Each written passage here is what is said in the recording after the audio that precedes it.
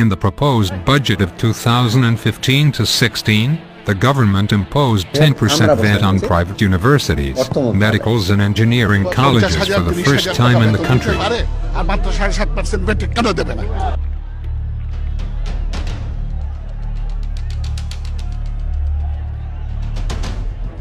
They announced that they will continue their protest through various kinds of activities such as street painting, processions and cartoon exhibitions until the removal of the VAT.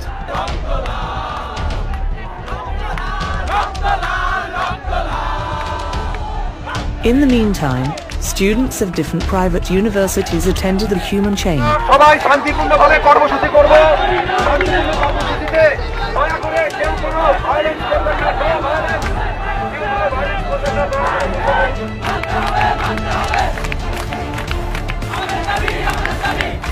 This is not black money.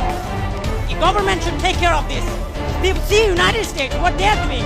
This is totally bull. যতক্ষণ না VAT প্রত্যাহার করা হবে আমরা এখানে অবস্থান করব।